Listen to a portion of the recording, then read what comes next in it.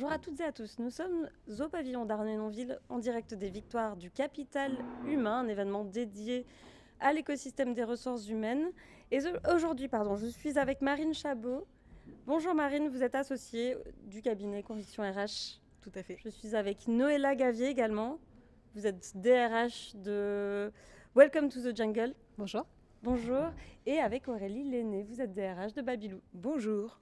Merci à toutes les trois d'avoir accepté notre invitation. Vous êtes intervenues sur la conférence Semaine des 4 jours, la solution miracle. Marine, quelles questions doit-on impérativement se poser quand on envisage d'instaurer cette Semaine des 4 jours ? Alors plusieurs, sinon ce serait très facile.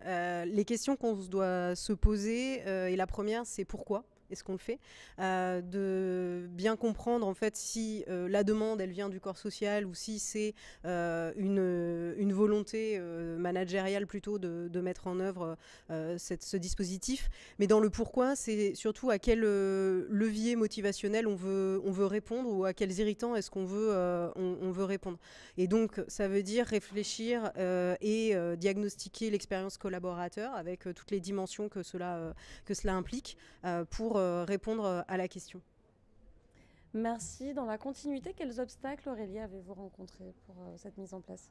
Alors nous, alors c'est vrai que déjà on a répondu à certains drivers de motivation pour répondre à cette problématique de rétention, parce qu'il faut qu'on fidélise les équipes, donc leur donner envie de rester dans le salariat, parce que beaucoup de jeunes sont attirés par le non-salariat, que je respecte bien sûr, mais bon, nous on a aussi besoin d'être dans ce dispositif. Et en fait, ce qu'on a pu constater, c'est que les jeunes étaient très envieux de ce dispositif, les cadres dirigeants aussi, et malheureusement, le manager de proximité, pour lui, c'est beaucoup plus compliqué parce qu'il doit mettre en place la dynamique collective, la culture de collective, embarquer ses équipes.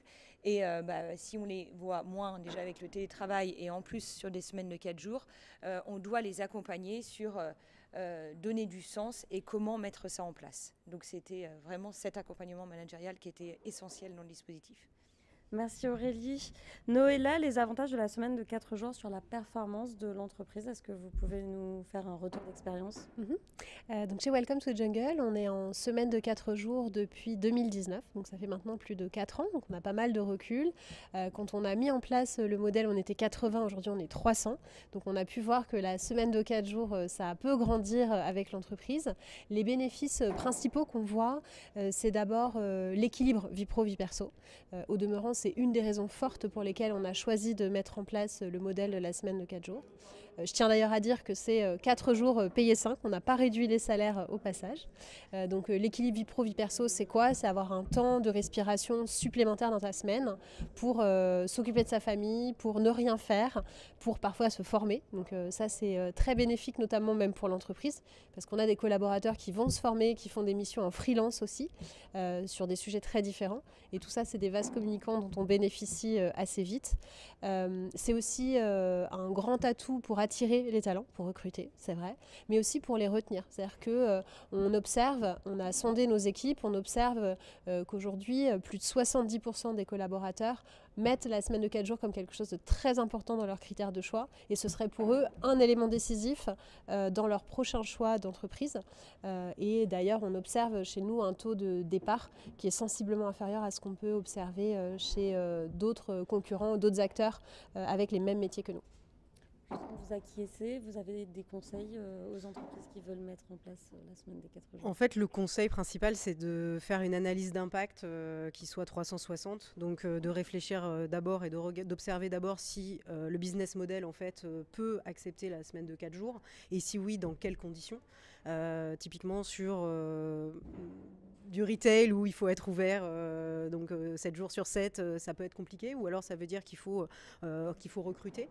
Donc il y a la question du business model, il y a la question aussi des modes d'organisation, qu'est-ce qu'on va faire différemment, parce que mettre en place la semaine de 4 jours, ça veut forcément dire différemment, travailler différemment.